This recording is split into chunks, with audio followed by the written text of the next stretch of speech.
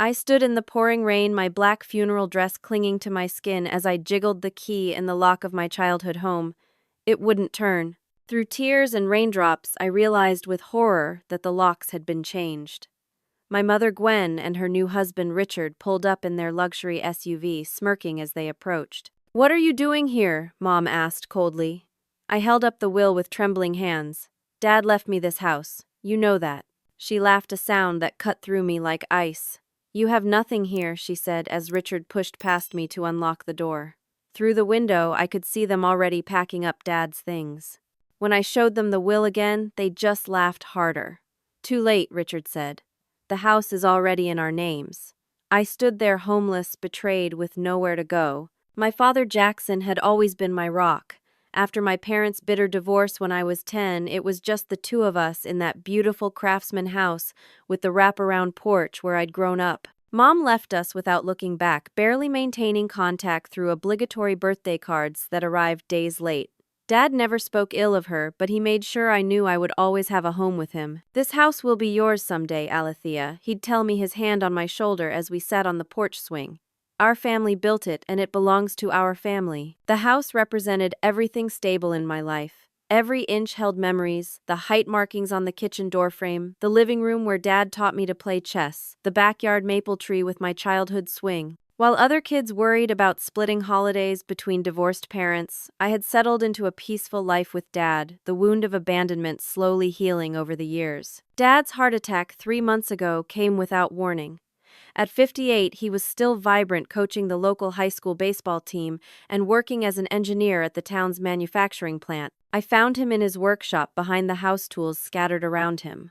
The paramedics said it was instant, a small comfort that he didn't suffer. But for me, at 32, the world collapsed. Despite my career as a graphic designer in the city 30 minutes away, I'd still come home for Sunday dinners and holiday celebrations.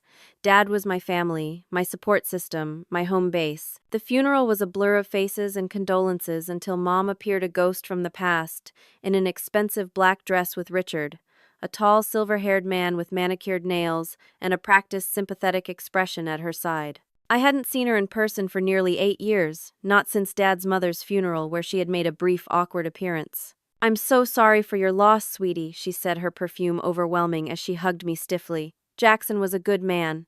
Richard handed me his business card, Richard Harmon Real Estate Investments. "Anything we can do to help during this difficult time," he offered, his smile not reaching his eyes. 3 days after the funeral, I met with Dad's lawyer, Harold Simmons, for the reading of the will.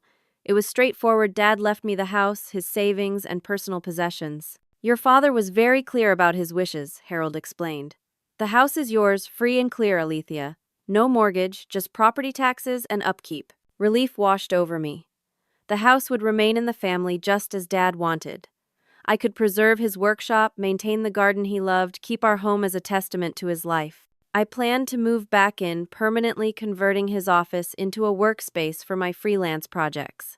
But something bothered me about Mom's appearance at the funeral. She asked pointed questions about the property, if Dad had done any recent renovations, if the mortgage was paid off, what the neighborhood was like now. At the time, I chalked it up to awkward conversation from someone who'd been absent for decades, but a nagging feeling persisted. A week after the funeral, I was sorting through Dad's papers when I found something strange: recent bank statements showing regular withdrawals of $200 every other week for the past 6 months. When I mentioned this to Walter, Dad's best friend and former colleague, his expression darkened. "Your mother started coming around again about 8 months ago," Walter revealed, looking uncomfortable. "Jackson didn't want to tell you because he knew how hurt you were by her abandonment. She said she wanted to reconnect, make amends before it was too late." I felt like the floor had dropped from beneath me. He never said a word to me. "He was skeptical at first," Walter continued, "but you know your dad, always willing to see the good in people. He thought maybe she'd genuinely changed."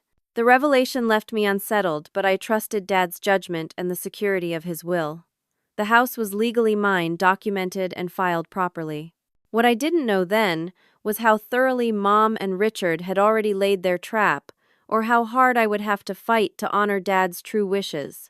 The morning after finding myself locked out of my own home, I called the police. The officer who responded looked uncomfortable as he stood between me and my mother on the front lawn where I'd grown up. Ma'am, I'm sorry, but this appears to be a civil matter, he explained after examining both my will and the property transfer documents Richard smugly produced. The deed shows they're the current owners. You'll need to take this to court. I watched helplessly as Richard closed the door in my face, my mother not even bothering to look at me. With nowhere else to go, I called my best friend Taylor, who immediately offered her couch while I sorted things out. I arrived at her apartment with only the clothes I had packed for the funeral trip and my laptop. They can't just steal your house, Taylor insisted as she made up the couch with sheets and a blanket. Your dad's will is clear. They'll have to explain themselves to a judge. But as days turned into weeks, I discovered that justice wasn't as straightforward as I'd hoped. While scrolling through social media one night, my stomach turned as I came across my mother's profile, newly created and filled with photos of our new home renovation. There, she was posing in my father's kitchen, Richard's arm around her shoulder, as they gestured to granite countertop samples. Another post showed my father's beloved workshop being gutted, his tools piled in boxes labeled for an estate sale. We're so excited to modernize this outdated space. Read the caption. Everything must go. I threw my phone across the room, startling Taylor, who was watching TV. They're selling Dad's things, I choked out. They're destroying everything he built. Taylor picked up my phone, scrolling through the photos with growing concern. Wait, who's this Richard guy anyway? Have you looked him up? An internet search revealed that Richard Harmon owned a real estate investment company specializing in property flipping in developing neighborhoods. Several reviews and forum posts mentioned questionable business practices, though nothing explicitly illegal appeared in the records. With my modest savings, I consulted a low-cost legal aid attorney who grimaced when I explained my situation. Even with the will challenging a recorded deed transfer can take months or even years, she explained. And it's expensive. Did your father have any health or cognitive issues near the end? No, I answered. He was perfectly healthy until his heart attack. Any chance he signed the transfer documents under duress or by mistake? He would never willingly give the house to my mother, I insisted. Never. The attorney looked sympathetic but doubtful. We'll need evidence of fraud or coercion. Otherwise, it's an uphill battle. Meanwhile, my life was unraveling. I caught glimpses of my childhood being dismantled through Mom's daily social media updates. The antique dining table where Dad and I had eaten thousands of meals sold. The custom bookshelves he built ripped out. Even his prized collection of vintage baseball memorabilia appeared in a moving sale post. One rainy Saturday, I drove past the house and saw neighbors picking through boxes of items on the lawn despite the weather. I parked across the street, hood pulled over my face, and watched a stranger walk away with my father's leather jacket, the one he wore to every one of my school events. When I approached a box of photo albums, sitting dangerously close to a puddle, Richard appeared from nowhere.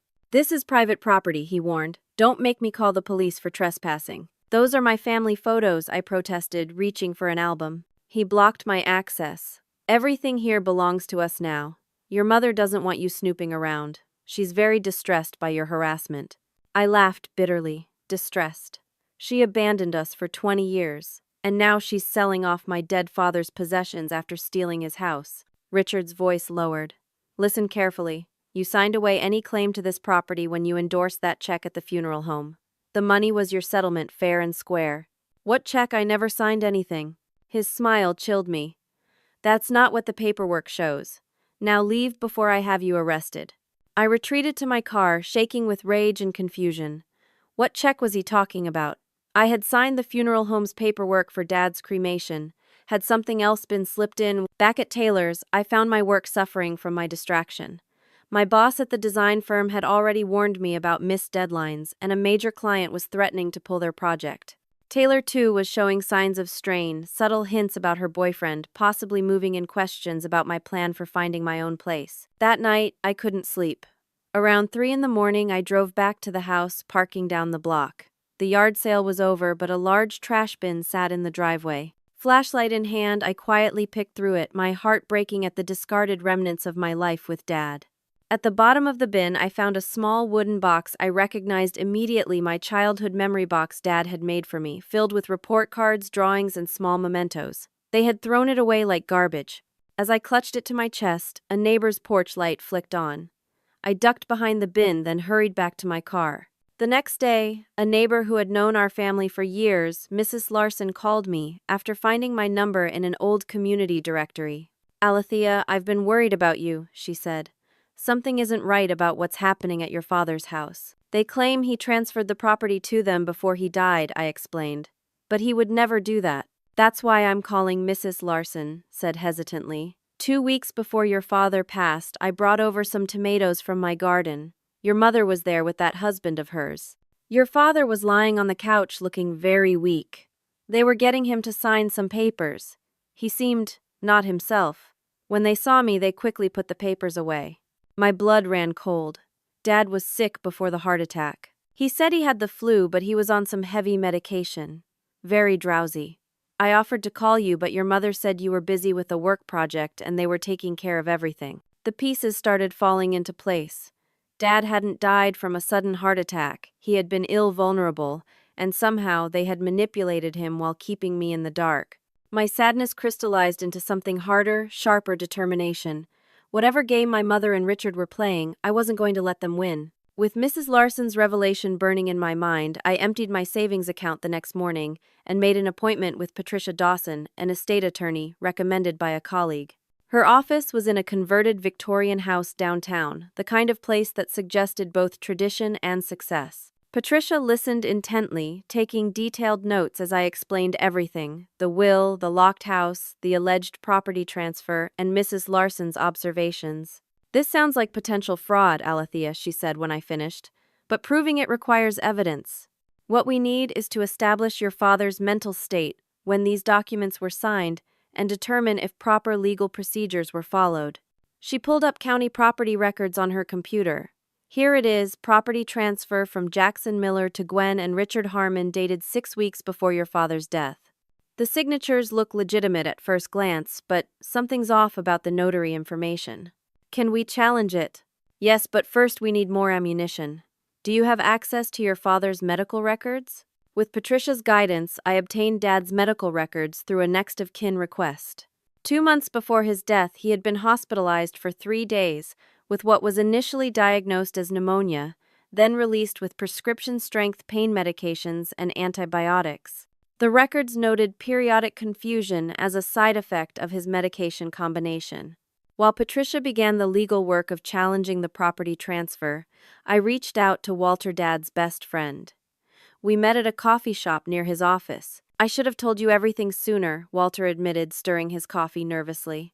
Your dad didn't want to worry you, but Gwen's reappearance troubled him. He told me he felt pressured by her constant visits, especially after he got sick. Did he ever mention signing over the house? I pressed.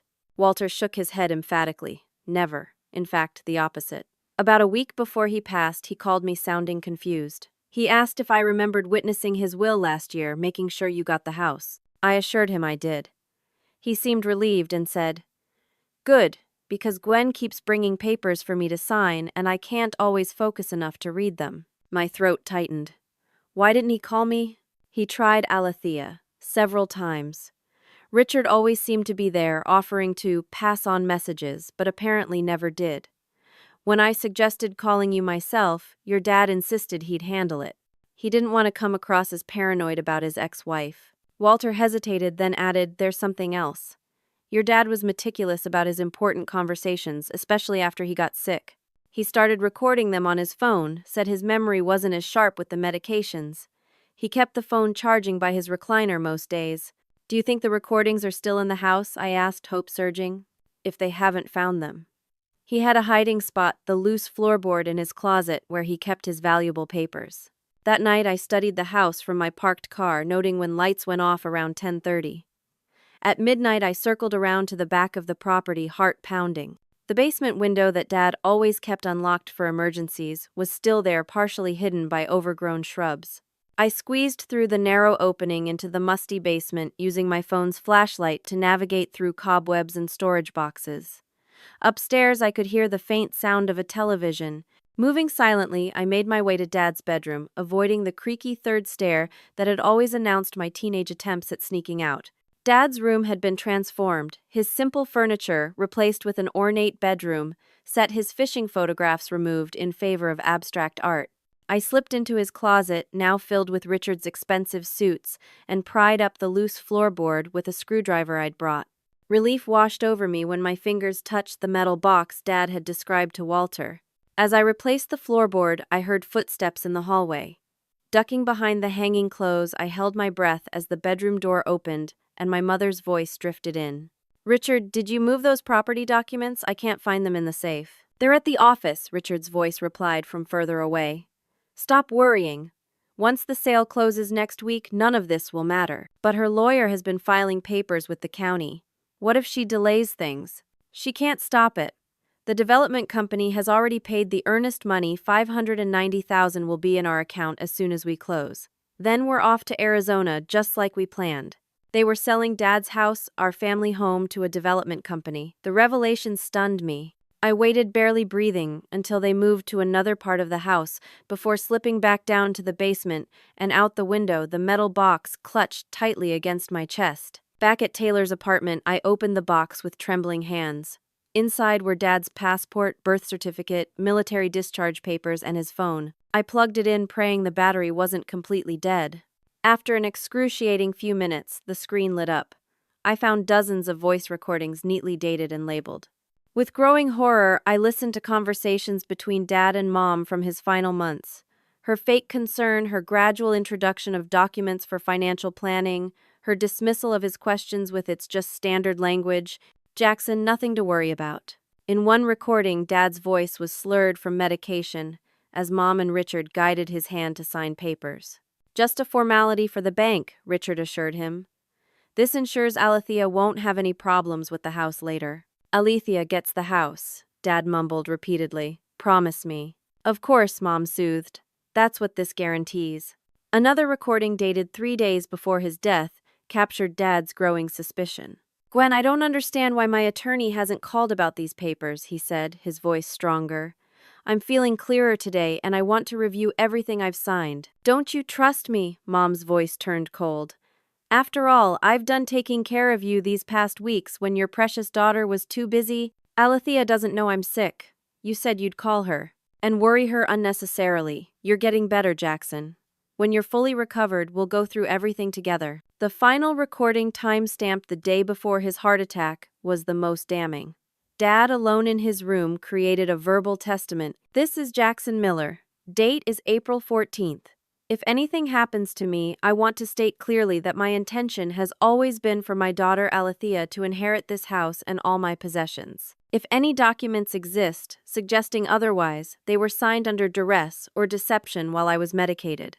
Gwen and her husband have been pressuring me to sign papers I couldn't properly read. I plan to call my lawyer tomorrow to check what I've actually signed and fix any problems. I'm saying this now in case I don't get the chance."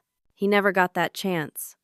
But he'd left behind the evidence I needed to fight back. Armed with Dad's recordings and the stack of legal filings Patricia had prepared, I decided to confront Mom and Richard directly. Patricia advised against it, warning me they might destroy evidence, but I couldn't wait for the slow wheels of justice when they were about to sell the house out from under me.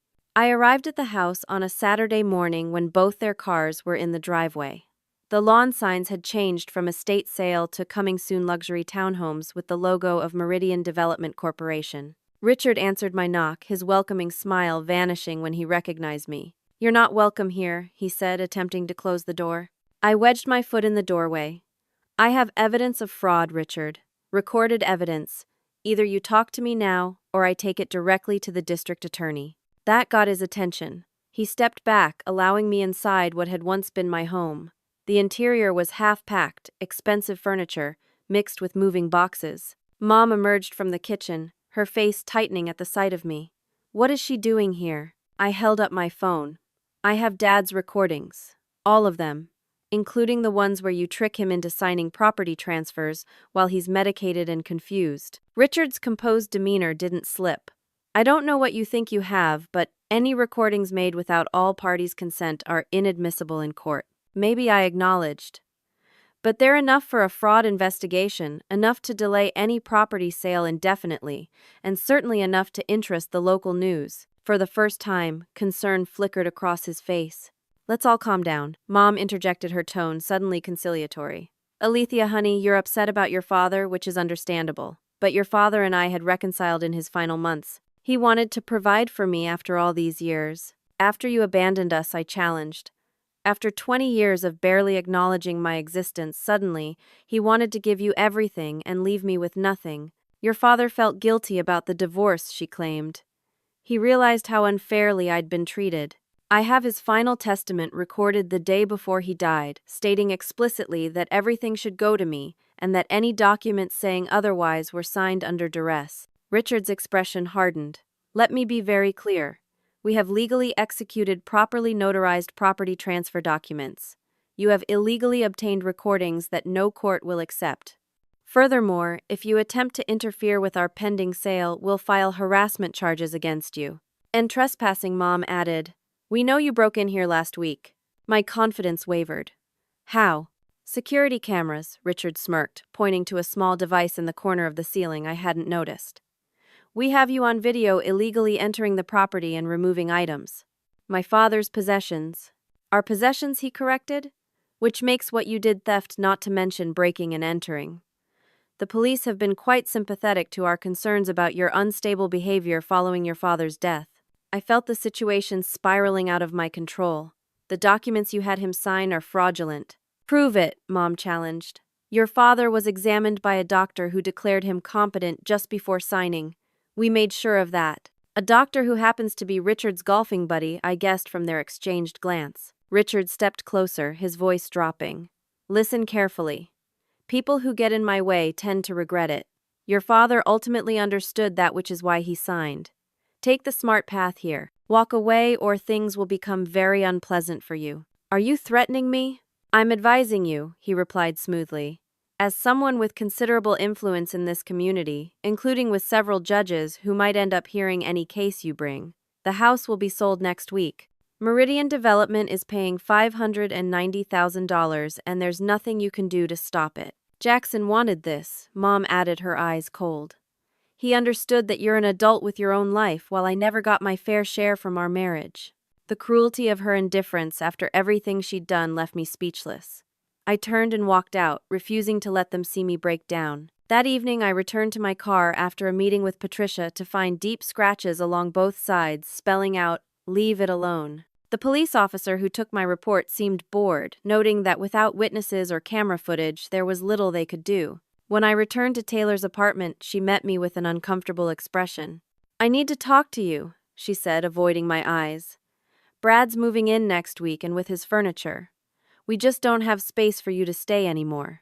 You're kicking me out, I asked, disbelieving. Now. It's been almost 2 months, Alethea, she said defensively. I thought this would be temporary. We can't put our lives on hold indefinitely while you fight this losing battle. Losing battle? They stole my house, Taylor. And maybe it's time to accept that and move on. Get your own place, rebuild your life. This obsession isn't healthy. Later that night, Patricia called with more bad news. The court denied our emergency motion, she reported grimly. The judge wants more substantial evidence before halting any property transactions. But the recordings, without authentication and chain of custody, they're viewed skeptically. And Richard wasn't exaggerating about his connections. Judge Fowler, who denied our motion, belongs to the same country club. So they're gonna get away with it, my voice cracked. Not necessarily. But I want to be honest, this could take years to resolve. Legal fees will mount quickly. Are you prepared for that? I thought of my dwindling savings, my precarious job situation, and now my impending homelessness. I have to be, I answered, though I wasn't sure how. The next day brought the final blow. My boss called me into his office, his expression regretful but firm. Alethea, your work has been suffering for months. Clients are complaining about missed deadlines and careless errors. I've been patient because of your father, but I can't keep covering for you. I nodded numbly, already knowing what was coming. We're going to have to let you go. Your final paycheck will include 2 weeks severance. I cleared out my desk in a daze. Without my job, without a place to live, with my legal options narrowing, I felt the fight draining out of me. That night, sitting in my car with my few possessions, I considered giving up. Maybe Taylor was right. Maybe I should accept the loss and try to rebuild. Then my phone rang. It was Walter. Don't give up, Alethea, he said without preamble. Your father never would have. I'm running out of options, Walter. And money. And places to sleep. I've been doing some digging, he continued. Richard Harmon isn't his original name. 10 years ago, he was Richard Hammond in Seattle, with multiple complaints filed against his real estate practices before he conveniently disappeared and resurfaced here. A small spark of hope rekindled. Can we prove that? With the right help, yes. And I think I know who can help us. Walter's connection turned out to be Susan Reeves, a former title company executive who had lost her own home to one of Richard's schemes in Seattle.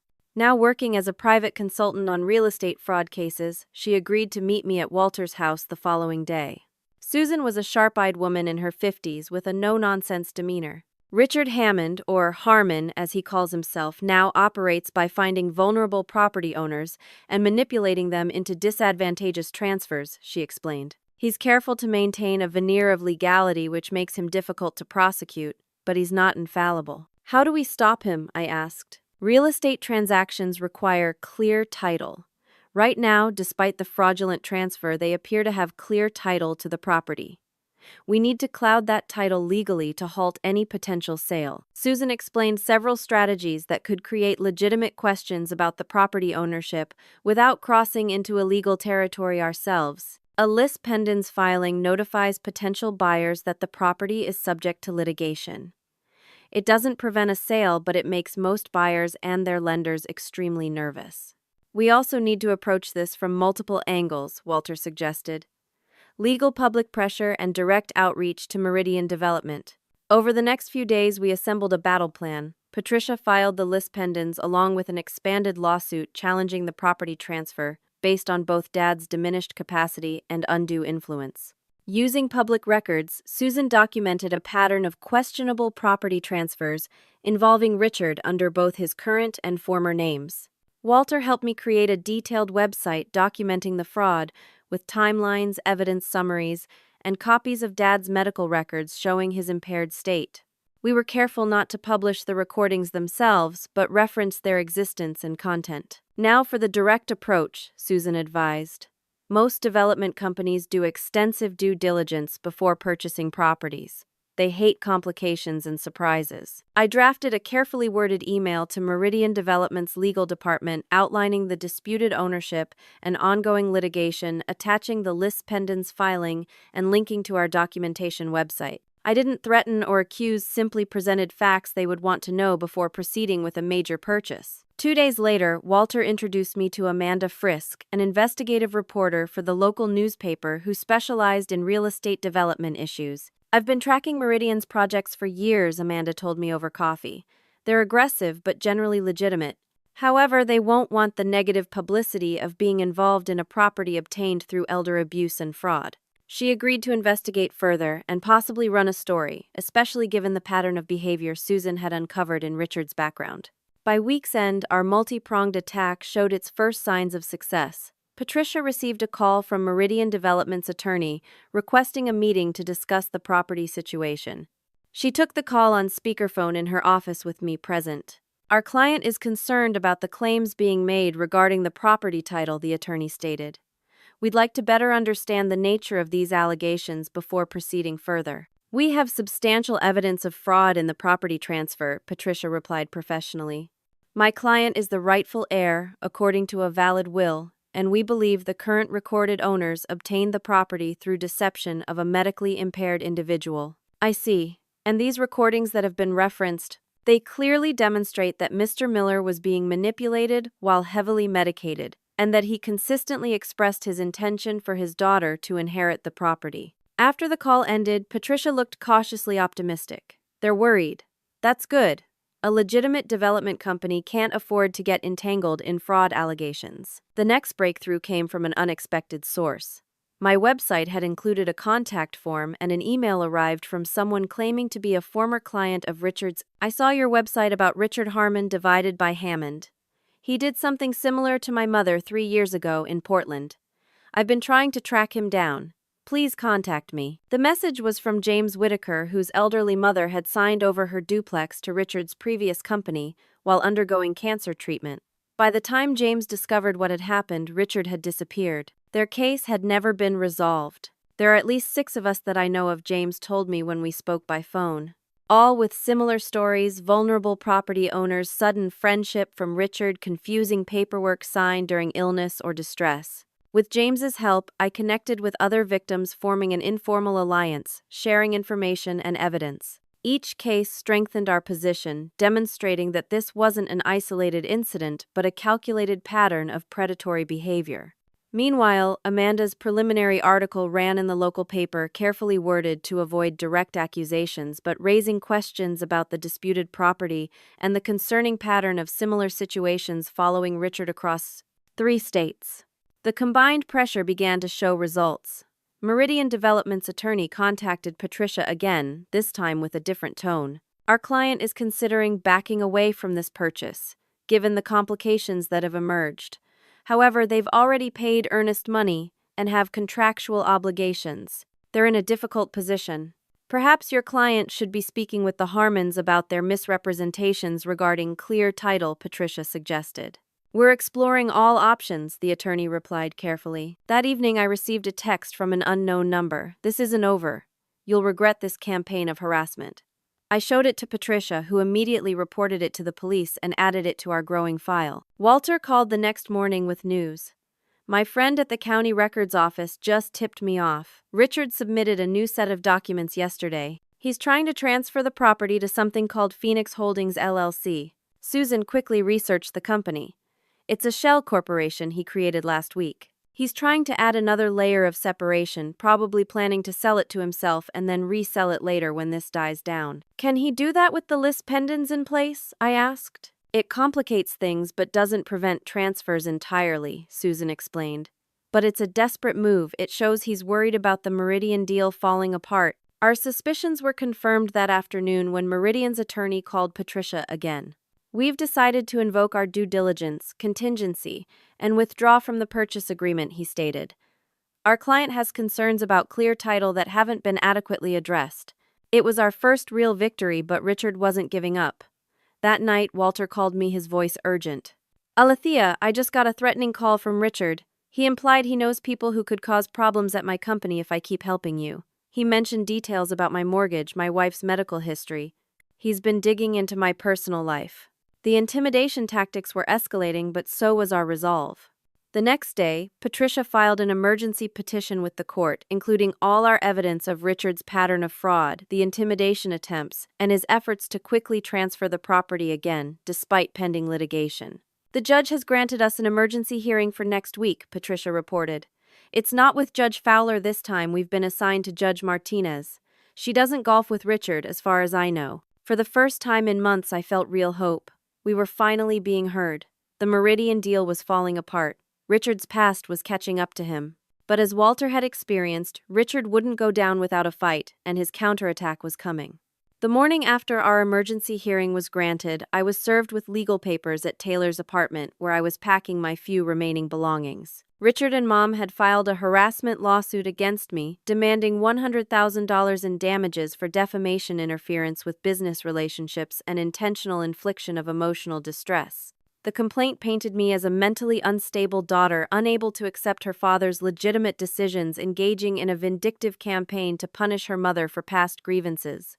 It claimed I had broken into their home, stolen property, created a maliciously false website, and contacted their business partners with fabricated accusations. Their attorney, Bernard Graves, was known locally as an aggressive litigator who specialized in intimidation tactics.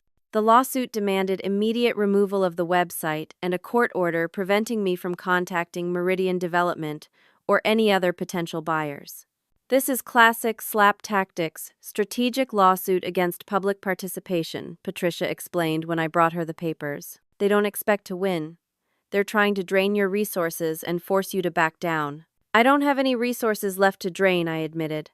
With my job gone and no income, I had been living off credit cards for the past week, sleeping in my car most nights, when I felt I had imposed on friends too much. Then they've miscalculated, Patricia said firmly. You can't get blood from a stone. And Judge Martinez should see this for exactly what it is: retaliation for our legitimate claims. That afternoon I received a voicemail from my mother, her voice dripping with false concern. Alethea, this has gone far enough. Richard and I are worried about your mental state. This obsession with your father's house isn't healthy. We're willing to drop the lawsuit if you get professional help and stop this crusade. Call me back when you're ready to be reasonable." I deleted the message without responding. Hours later, Richard called from a different number. "Your mother is distressed by this situation," he began without preamble. "Here's what I'm prepared to offer: $50,000 to walk away. Drop all claims to the property, remove your website, and sign a non-disclosure agreement. That's more than fair considering the house was legally transferred to us." "Not interested," I replied coldly. "Be practical," he pressed. "You're unemployed, practically homeless, and running out of options. $50,000 would give you a fresh start somewhere else. This is a one-time offer. The house is worth over $500,000 by your own sales contract," I countered. "Not to mention its actual value to me as my family home." "That offer expires at midnight," he said before hanging up. True to Taylor's earlier warning, I had to vacate her apartment that weekend.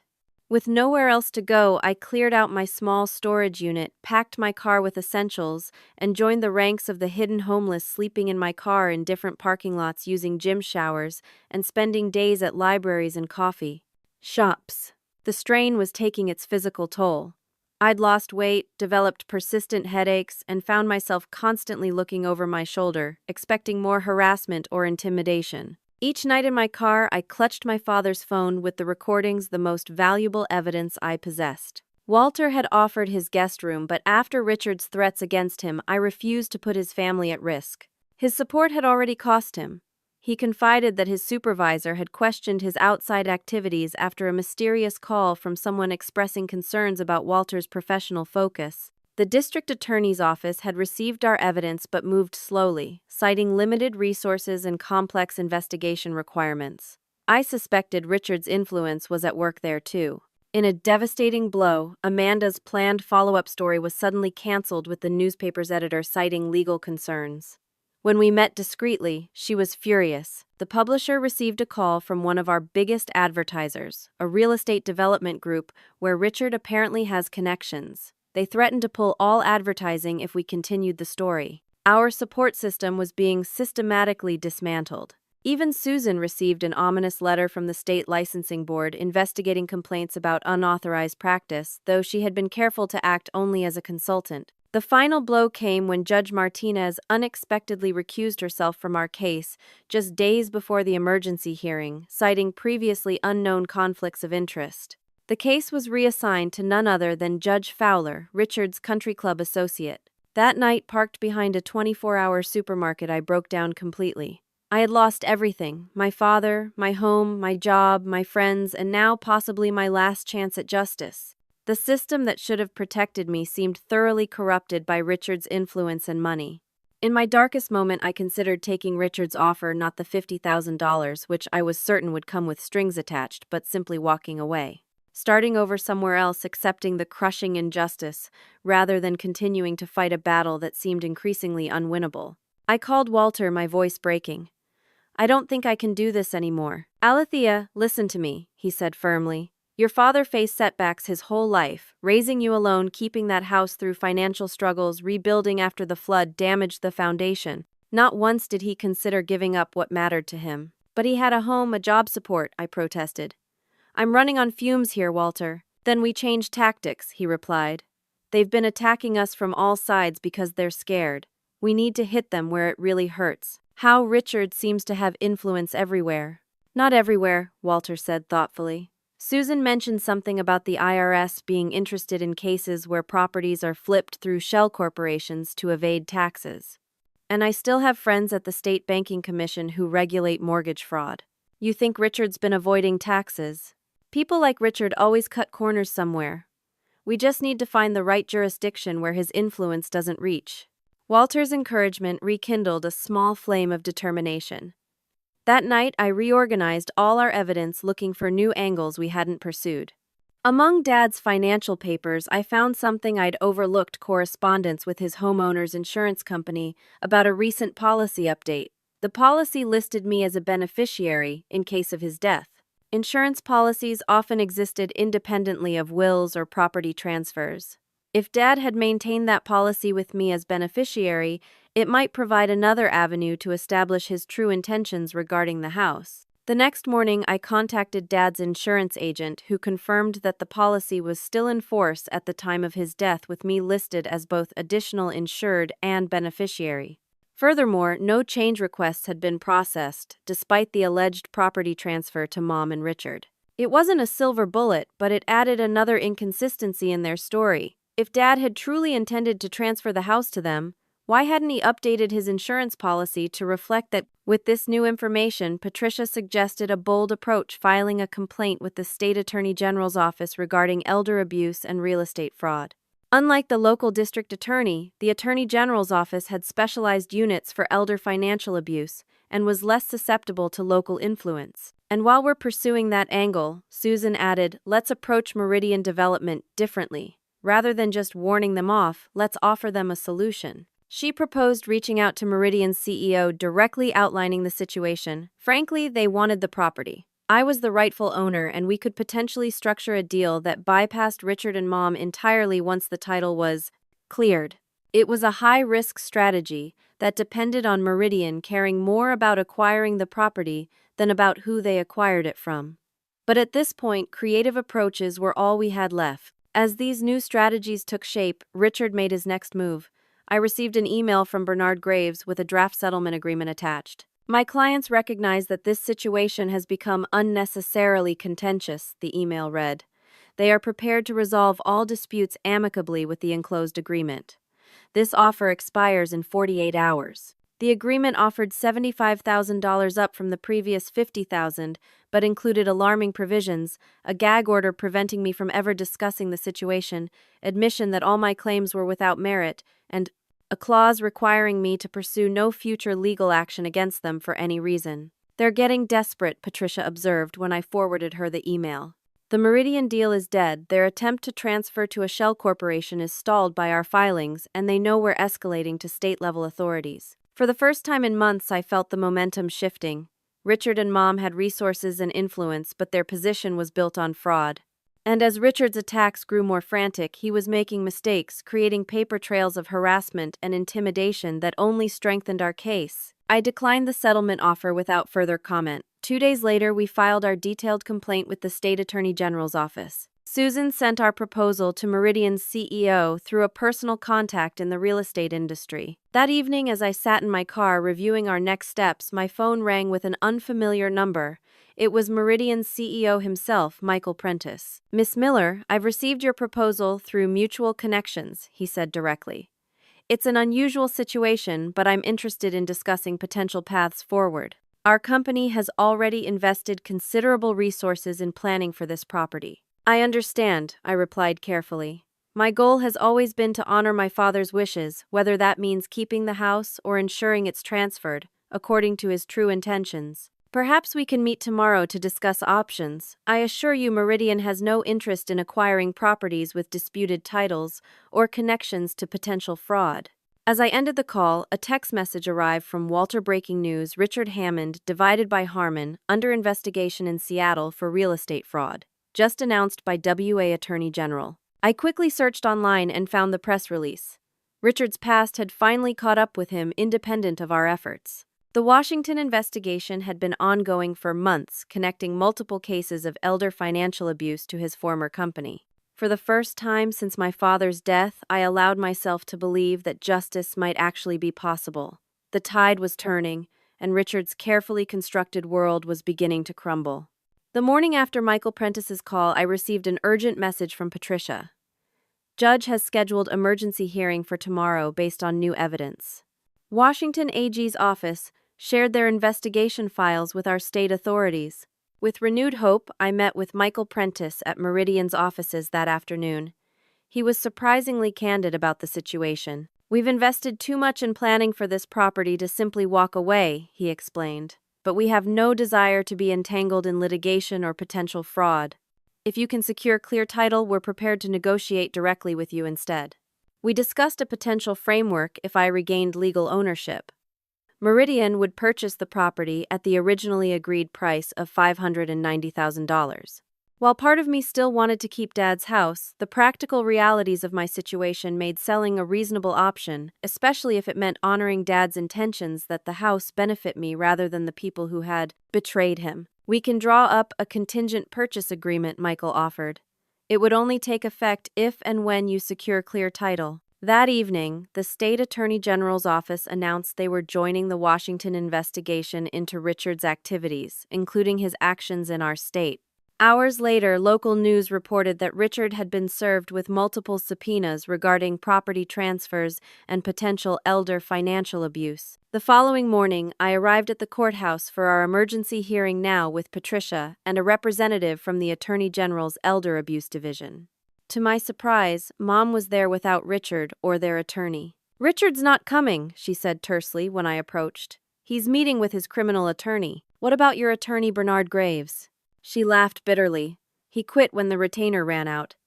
Richard's money situation isn't what he claimed." Judge Fowler, despite his previous dismissal of our case, appeared uncomfortable with the increased scrutiny from state authorities. After reviewing the new evidence, including the Washington investigation files and Dad's insurance policy, listing me as beneficiary, he granted our request for a temporary injunction freezing all property transactions pending full review. The court finds sufficient evidence of questionable circumstances surrounding the property transfer to warrant further investigation, he stated formally. All pending sales or transfers of the property at 1427 Maple Street are hereby stayed. As we left the courtroom, Mom caught up to me in the hallway. Her carefully maintained facade had cracked, revealing the desperate woman beneath. "This is all Richard's idea," she blurted out. "I never wanted to hurt you, Alethea. He convinced me Jackson owed me this after abandoning me." "You abandoned us," I corrected her. "Dad raised me alone while you disappeared for 20 years. Richard said we deserved compensation," she insisted. "He said Jackson had taken advantage of me in the divorce, that the house should have been partly mine.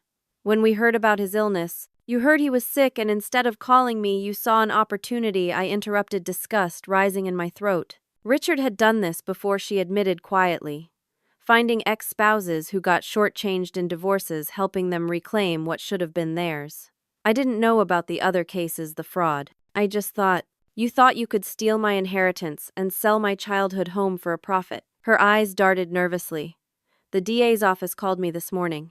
They're offering immunity if I testify against Richard about his methods, the falsified documents, everything. They think there are dozens of victims across multiple states." I looked at this stranger who shared my blood but nothing of my values. "Then you should take the deal, but it won't change anything between us." Over the next 2 weeks, events moved rapidly.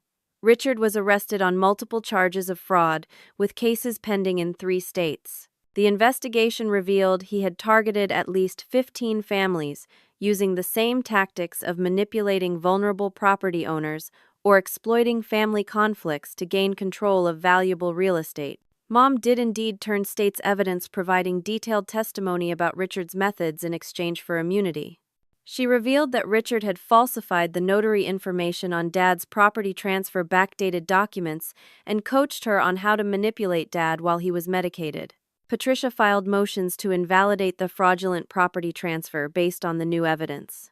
With Richard's criminal charges pending and Mom's testimony confirming our allegations, the court acted swiftly. 6 weeks after Richard's arrest, Judge Martinez, who had returned to the case after Richard's influence waned, issued her ruling. "This court finds clear and convincing evidence of fraud in the execution of property transfer documents between Jackson Miller and defendants. Said transfer is hereby deemed null and void. Ownership of the property at 1427 Maple Street is confirmed to Alethea Miller in accordance with the validly executed will of Jackson Miller." After months of fighting, Dad's house was legally mine again. When I visited for the first time as the rightful owner, I found it changed, many of Dad's personal touches erased by Mom and Richard's renovations. Yet beneath the surface modifications, the bones of our family home remained. With my contingent agreement with Meridian Development already in place, I had a decision to make. Part of me longed to keep the house, restore Dad's workshop, and preserve the family legacy he had valued so highly. But another part recognized that Dad's true wish wasn't about the physical structure, it was about providing for my future. After careful consideration, I decided to honor that deeper intention. I signed the final sale agreement with Meridian with one significant modification. A small portion of the lot containing Dad's workshop would be preserved and converted into a community workspace named in his honor where local craftspeople could teach young people the skills Dad had valued. The sale closed 30 days later. With Richard facing criminal charges and their assets frozen, Mom was left with nothing from the scheme. I heard through Walter that she had moved in with a distant cousin in another state. Her brief return to prosperity evaporated as quickly as it had appeared. As for me, the $590,000 sale provided the means to truly honor Dad's legacy. I purchased a smaller house nearby, one with a workshop where I could continue the woodworking he had taught me. I invested most of the proceeds to provide long-term security, just as Dad had intended with his inheritance plan. Walter helped me find a position at his company where my design skills could be put to good use. More importantly, the experience had awakened a new purpose. I enrolled in evening law classes focusing on elder law and estate planning, determined to help other families protect themselves from predators like Richard. With Susan's guidance, I started a support group for victims of real estate fraud, creating a network that helped other families navigate the complex legal systems that had nearly defeated me. The group eventually partnered with the State Attorney General's office to improve protections for vulnerable property owners.